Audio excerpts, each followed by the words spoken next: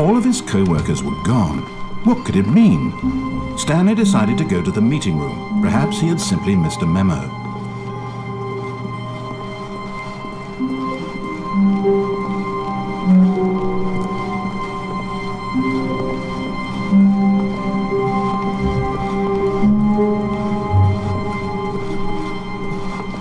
When Stanley came to a set of 2 open doors, he entered the door on his left.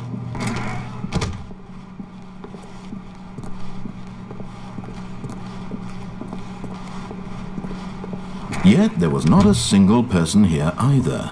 Feeling a wave of disbelief, Stanley decided to go up to his boss's office. Hoping coming to a staircase, Stanley walked upstairs to his boss's office.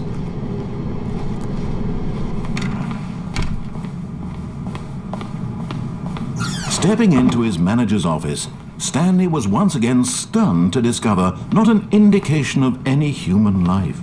What could it mean? Stanley wondered aloud to nobody. He began wildly tearing through papers on the boss's desk, pulling books off the shelf, looking behind paintings, desperate for clues to his situation. But his attention was caught by a keypad behind the boss's desk. What could its purpose be? In fact, this keypad guarded the terrible secret that lay buried below his feet. And so the boss had assigned it an extra secret PIN number, 2845. But of course, Stanley couldn't possibly have known this.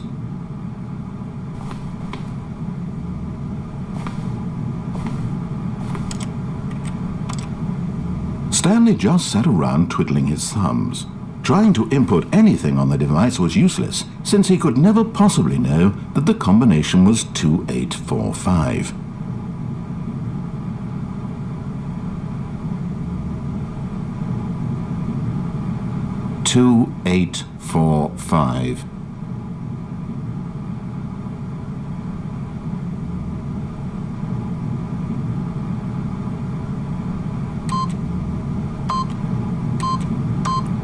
Yet incredibly, by simply pushing random buttons on the keypad, Stanley happened to input the correct code by sheer luck. Amazing. He stepped into the newly opened passageway.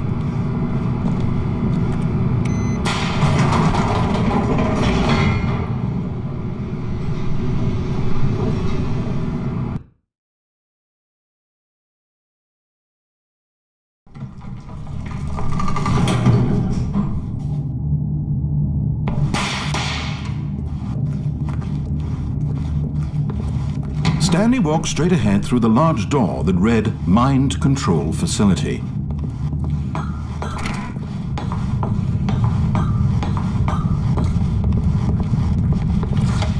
The lights rose on an enormous room packed with television screens.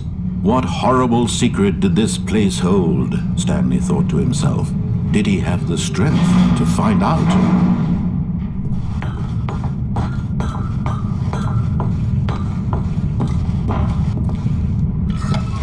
Now the monitors jumped to life, their true nature revealed. Each bore the number of an employee in the building, Stanley's co-workers. The lives of so many individuals reduced to images on a screen, and Stanley, one of them, eternally monitored in this place where freedom meant nothing.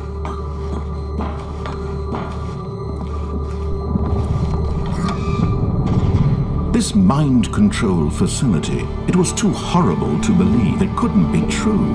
Had Stanley really been under someone's control all this time? Was this the only reason he was happy with his boring job? That his emotions had been manipulated to accept it blindly? No, he refused to believe it. He couldn't accept it. His own life in someone else's control? Never! It was unthinkable, wasn't it? Was it even possible? Had he truly spent his entire life utterly blind to the world?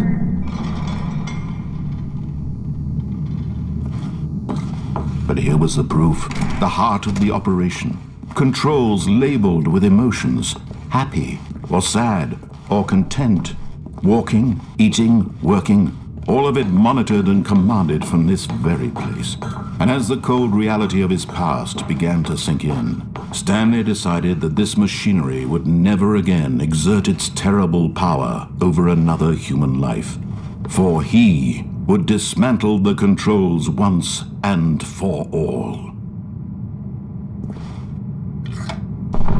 Oh, Stanley, you didn't just activate the controls, did you? After they kept you enslaved all these years, you go and you try to take control of the machine for yourself. Is that what you wanted? Control? Oh, Stanley, I applaud your effort, I really do. But you need to understand, there's only so much that machine can do. You were supposed to let it go, turn the controls off, and leave. If you want to throw my story off track, you're going to have to do much better than that. I'm afraid you don't have nearly the power you think you do. For example, and I believe you'll find this pertinent, Stanley suddenly realized he had just initiated the network's emergency detonation system.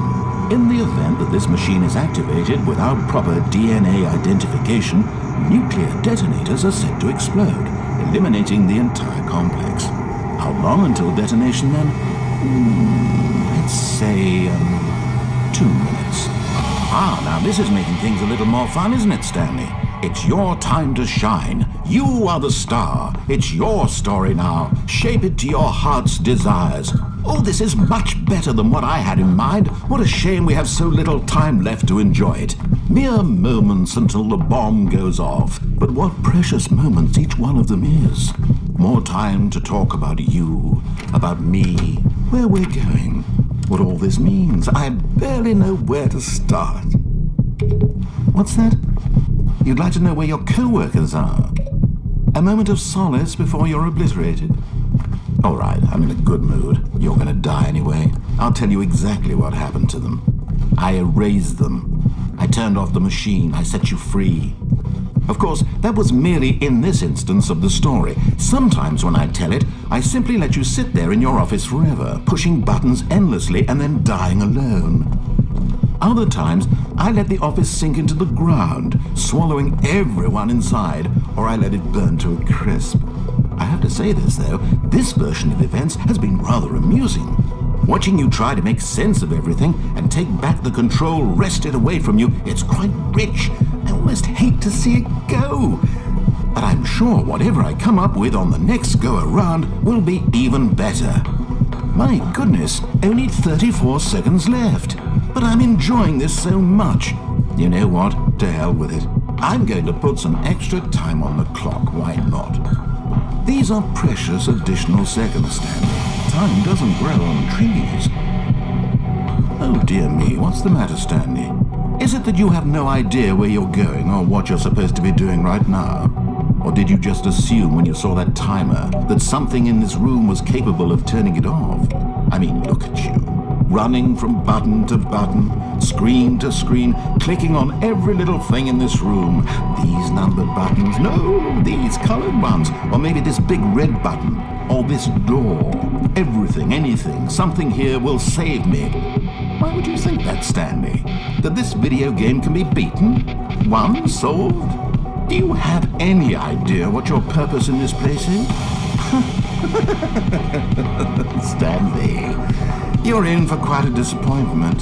But here's a spoiler for you. That timer isn't a catalyst to keep the action moving along. It's just seconds ticking away to your death. You're only still playing instead of watching a cutscene because I want to watch you for every moment that you're powerless. To see you made humble. This is not a challenge. It's a tragedy. You wanted to control this world, that's fine. But I'm going to destroy it first, so you can't. Take a look at the clock, Stanley. That's 30 seconds you have left to struggle.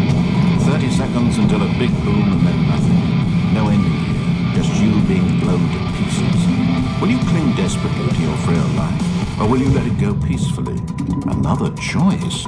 Make it count, or don't. It's all the same to me, all a part of the joke. And believe me, I will be laughing at every second of your inevitable life from the moment we fade in until the moment I say, happily ever up.